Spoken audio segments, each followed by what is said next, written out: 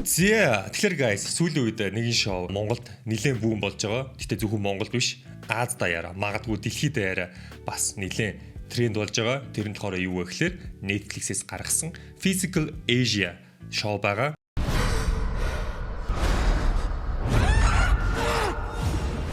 Энэхүү шоунд хүмүүсийг одоо хоорон хүч чадал, авхаал самбаа, төсвөр төвчээр тэр зүйлээр нь өрсөлдүүлдэг байгаа. Өмнө Солонгосто Physical 100 гээд 2 бүтэн дугаар бол гарсан, амжилттай бол дууссан. Тэгээд дараа нь яасан бэ гэхээр за манайхаа одоо Азуудаараа хоорондоо зүгээр үзье гэж санаа гаргаад Physical Asia нэвтрүүлэг ерөөдөө эхэлсэн. Тэгээ шоу бол ер нь бол амжилттай байсан. Дэлхийн 8 оронд нэгт жагсаж 44 оронд ихний 10 жагссан харж байгаа. Солонгос, Таиланд, Турк, Индонез, Австрали, Япон, Монгол, Филиппин гэсэн орнуудаас оролцсон. Тэгэд нэг зүйлийг дуртахгүй болохгүй. Энэхүү шоунд монголчууд орж байгаа учраас түүхэнд анх удаа Netflix-т монгол сабтайтлтайгаар бол шоу орж байгаа. Өмнө нь бол ийм тохиол байгаагүй. Тэгээ зөвхөн сабтайтлаас гадна нүүр зургийг хүртэл харж байгаа. Орхон Баяр бүхийн одоо зурагтайгаар ингэж гарсан байгаа. Гайхалтай. Энэ бол гайхалтай мэдээ. За, энэхүү шоу бол ерөөхдөө нийт 12 дугаартай.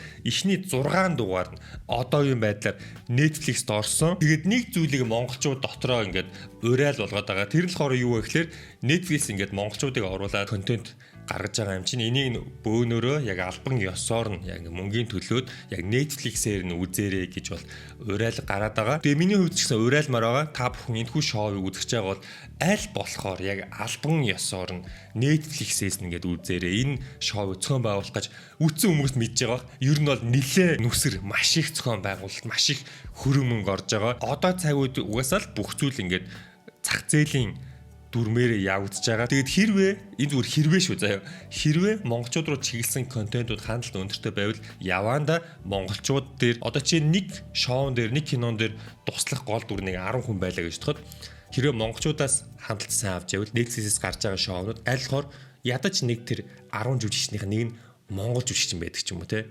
Угаасаа ер нь бол зах зээлийнхаа журмаараад тэгж явна. Тэгэхээр энэ бол яг магадгүй биднэрт өөрсдийнхөө зах зээл, сошиал зах зээл, үзэгчдийн зах зээл ерөөхдөө хоосонгүй гэдгээ батлах нэг бол боломж болж байгаа. Тэгээ тийм учраас аль болохоор яг албан ёсоор Netflix-ээс нь үзээрэй guys. Окей, тэгэж уриалмаар байна. Тэгээ зах зээл гиснээс монголчуудын сошиал оролцоо ямар амар юм бэ гэдгийг бол харуулсан. Яг одоо бид бүхэн Монголын багийн зургийг харж байна. Netflix-ээс албан ёсоор гаргасан пост нь байна. Хандлтыг харж байгаа 74,000 реакшн, 3,000 шеэр. Тэгээ бусад улс орныхоо хайрцуулахад бол харж байгаа 400, 200. Тэгснэ энэ дээр нь манайхан л комент бичих юм аа гинэ. Бусад улс орныхан бол сошиал дээр идэх маш муу байсан 500, 700. Солонгосчууд нь өөрсдөө 700 хүн, 300, 200, 74,000. Окей, харж байгаа бах. Тэгээ мэдээж улс орнууд өөрсдийнхөө нэр хүндийн төлөө өөрчлөхөөс гадна шагналын сан бол нэлээд өндөр байсан. Хүмүүсийн нүдийг сэргээсэн. Шагналын сан хэд вэ гэхээр 1 тэрбум вон байгаа. Энэ бол доллараар бол 700,000 доллар. Төрөөр бол 2 тэрбум 520 сая төгрөг байгаа.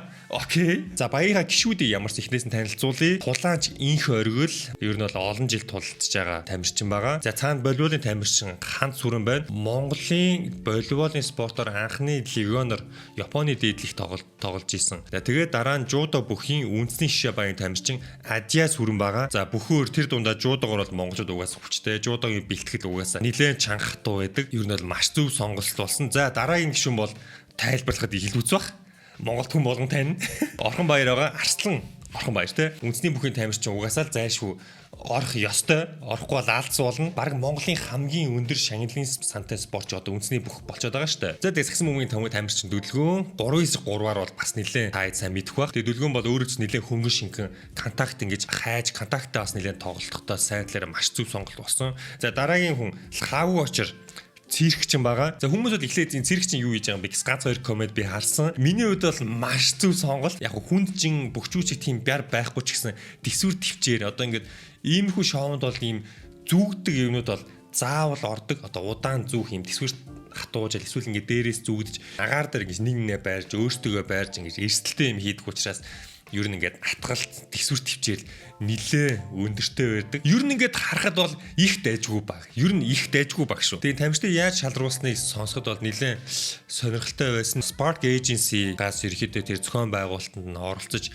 явсан юм бэлээ. Тэгээ тамирчдыг сонгон шалруулсан түүх нь нилээн сонирхолтой. Дүлгөөн ингээд лиг тоглож гисэн залуу та сахс үздэг хүмүүс мэдж байгаа. Ярьж байгааг нь сонссон. Spark Agency Mongolia гэдэг газар ажилладаг. Тэгээ зохион байгуулалтанд бол энэ агентлаг бас оролцож явсан. Анх бол ихний тэр Солонгос нэвтрүүлгийг үзээд бол Солонгосын 50 тамирчин, Монголын 50 тамирчин оролцоод хоорондоо ингээд өрсөлдөё гэсэн саналыг бол гаргасан байгаа. Тэгээд ингээд хариу өгөөгүй нилээн явсан. Тэгээ миний зүгээр бодож байгаагаар магадгүй энэ санал бас энэ яг Аз гэдэг энэ physical Asia гэх зохион байгуулахад бас нөлөөлсөн байж магадгүй шүү. Тэгээ ингээд хариу өгөхгүй явж яагаад тэгээ Netflix-ээс ерөөхдөө ингээд 8 дахь орноор нь Монголыг ингээд сонгосон. Тэгээ дараа нь оролцогчдыг яаж шаруулсан бэхлээр 200 гаруй хүн байсан нийт чигсэжсэн.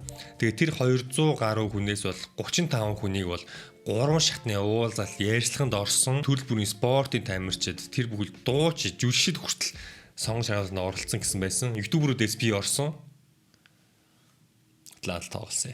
Тэгээ ер нь бол зөвхөн бас спорт амжилтыг хараагүй бас нэг каризма энэ бас нэг шоу, entertainment шоу учраас нэг жоохон нэг яриа хөөрөөтэй ч юм уу жоохон нэг арай нэг юм нэг жоохон нэг үзүүштэй хүмүүсийг бас нэг сонгох гэж оролдох нь бол ойлгомжтой. За тэгээ Монголын багийн нэр бол Дайчид гэдэг нэртэй байсан оролцогчдоос бол санал асуугаад ийм шийдвэр гаргасан. За тэгээ бусад орнуудыг харъя. Турк байна. Турк бол бас нэлээд хүчтэй оролцогч нарын нэг санагдсан. Одоо дараагийн 7 хоногт хаад монголчууд Турктэй халз үзнэ. За Индонезийн баг бол харахад бол ер нь би бялдар бол нэлээд хүчтэй байсан. Гэтэ бас яг энэ 8 оронд бол хүчтэйд нь бол ороогүй. За дараагийн зайлшгүй ярилцах шаардлагатай баг бол Австрал. Австрал одоо Азийн юу ч гэж явж байгаа эдэр одоо тэгээд ингээд яалчгүй би байлдраараа илүүрхэд байлээ. Тэгээд би бол хожидоосоо гэж бодож байгаа. Гэтэ яалчгүй хүчтэй байлээ. Хүмүүсийн мэдих оролцогч гэвэл Whittaker байна, UFC-ийн дунд жингийн тамирчин. Өөртөө ихтгэлтэй өнгөрөө хөөрөв сахсууд. Гэтэ тэрэндээ таарсан бас юм чадвартай байлээ. Муулах өөлөх юм бол ховорхон фитнес инфлюенсер гэдээ орсон байсан. Сул талд нь бол би энэ оролцоё гэж бодож байсан. Ер нь бол үгүй юм бэлээ. Бас л ер нь нилээ шадран гар гэдгээ бол баталсан. Тэгээ та өөртөө үзээрэй. Айлгоор спойлердохгүй. Тэгээ сонирхолтой оролцож энэ паркурын оролцогч байна. Ер нь тэр үсэж хараа хөнгөн шингэн гэж бол ер нь бол Австралийн баг төрүүлэх маш өндөр магадaltaй байгаа одоогийн байдлаар. За тэгээ Филиппиний багаас бол мэдээж хүн болгоны ярьж байгаа нэг тамирчин амьд домог хүн болгоны хүндэлдэг одоо тамирчин байгаа. Тэр бол манай Pac-Man байгаа. Хөнгөн жингийн дэлхийн хамгийн шилдэг биш юм ахэд ихний 3-т баг эргэлзээгүй орохоор боксing тамирчин байгаа. Филиппиний бол бүр амьд домог болсон. Одоо энд оролцож байгаа хүмүүс хүртэл бүр орж ирээд Pac-Man-ыг хараад ёо баг гар барьж үзье баг бүгд угаасаа хөл алдчихжээ. Тэр нь ч бол ойлгомжтой байх. Гэтэ ерөнхий багийн хувьд бол хүчтэй баг бол санагдаагүй. Та хэдий өөртөө үзнэ үз. За талбай эзэд Солонгосын багийг бол мэдээж дуурдах хэрэгтэй. Сонирхолтой оролцогч гэвэл Сүмби нөлөө те. Энэ яг миний үзсэн дугаарын season 1-ийнх нь ялагч би маш сайтай. Ер нь бол мундаг. Тэгээд season 2-ийнх нь ялагч Amote гэдэг CrossFit ч YouTuber залуу байгаа. За тэгээ багийг хатгч орол UFC-ийн тулаанч оролцсон. Тэгээ спойлердохгүйгээр нэг зүйлийг хэлэхэд бол энэ Солонгосын эмэгтэй тамирчны яг тэр сүүлийн дугаар дээр бол үнэхээр хүмүүсийг огшоосон. Ямар төсвөр төвчээртэй гэдгийг бол харуулсан. Солонгосчууд байтугай би хүртэл нүднээс нулимс гарах тийм хэмжээний бүр ингээд амар ингээд төсвөр төвчээр шалгадаг юм дээр ингээд бүр ингээд болохоо байгаал төрийн дуулаад дуулж байгаа байхгүй.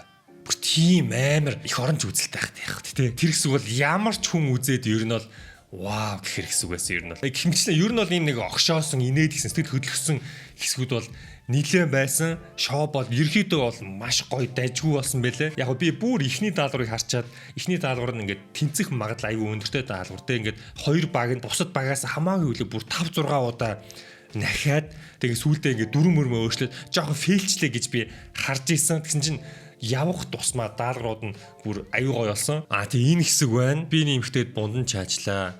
Ганцаараа эмэгтэй хэрнээ ирчүүдтэй жихэн аралцлаа. Бас болоогүй 100 Монголд ирж байсан ширэн бүхийн авраг залуу удирдаад маш хол явлаа. Солонгос хүн гэж ямар байдгийг мэдрүүллээ шүү. Маш хүн нөхцөл төрийн дуулаад дуулж өөртөө хурцж байлаа гайхалтай.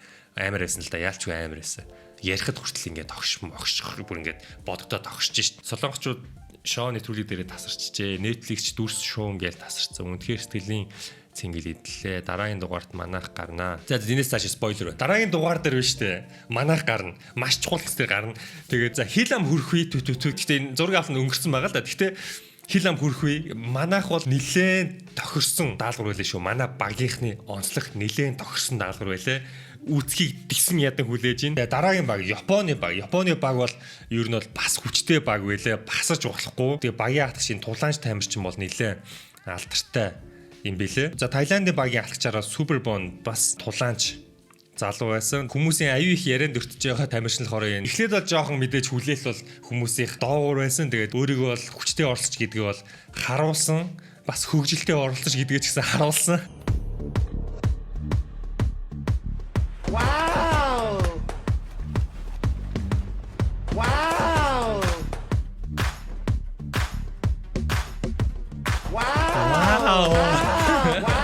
Номын хавцаар нь бүү дүүгнэ гэж зүгээр тэр бүх хүчээ шахаад хичээж байгаа. Дараа нь зүгээр тайзан дээр байгаа мэт үсээ шидэд алхаж байгаа нэтэр бол энэ Джеймс Русамника гэд хуучин болиолын тамирчин юм байна. Ярьж байгаа юмуд ч гэсэн бас илтгэвтэй. Би юунаас ч айхгүй байна. Солонгос кимчитэй бол манай Тайланд сумтамтай.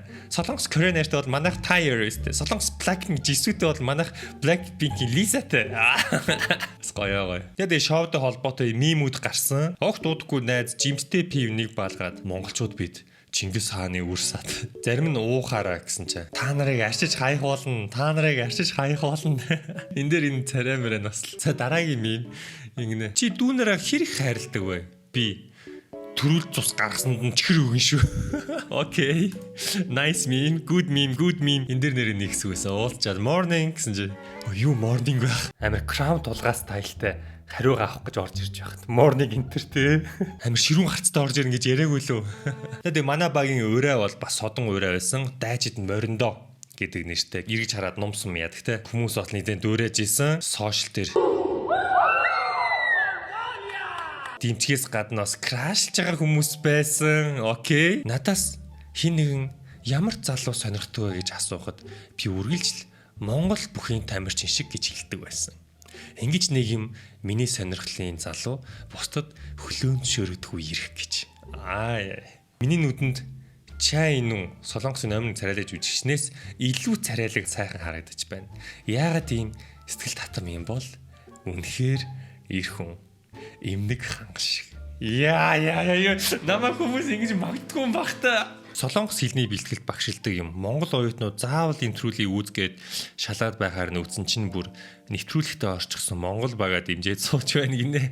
Хөөрхийн те. За дараагийн крашлуулж байгаа хүн бол манай цэрэгчин очроо байгаа. Жүжигчин Ким Жи Хүн Монгол иргэнштэй болчихсон юм гинэ. Үнэхээр адилхан юм гэж байна. Монгол багийн мөнгөлөх хувцас өмссөн цэрэгчин Трицийн найзуудаа би л ганцаараа энэ хүнийг крашлаад байна уу? Энэ хүний эхнэр нь хүртэл циркийн жүжигчин 4 охин төрүүлсэн гэсэн шүү. 4 хүттэм те. Будгаа арилгасан чинь маш царайлаг харагдсан гинэ. Бүр гайхаж орхисон гинэ. Instagram нь гэснэ аль хэдийн нэг хүнтэй суучихсан юм билээ гинэ. Окей. Бас солонгосууд бас хүчтэй крашлж швэ. Гэр бүл мэр бүлийн судалцаа. Шоуны Монголын багийн хүлээлгийн өрөө гэж юу байгааг харъя. Өндөг уураг өндөртэй. Өндөг бол зүгээр хангалттай байна. Gatorade хөлс их гарна. Мэдээж хөлсөө нөхөж янз бүрийн ийм бэлэнлүүд байгаа. Хидэр юу наалт юм уу? Ингээ сайхан сайн унтаж амрах хэрэгтэй. Далим гарвал унтаал дайраад ах хэрэгтэй. Нам унтцгааж байна.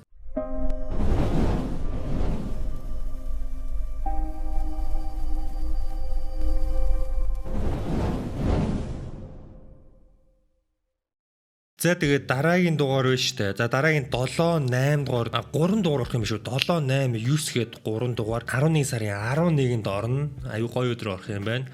Тэгээд өдрийн нэг ойр цар нэг оройн 4 мөрөв 5 авгийн орчих واخа. Тэгээд энэ дээр манай монголчууд хин гэдгийг харуулна. Нилээд огшин даалгавар байсан. Гэтэ юу болохыг мэдэхгүй байна.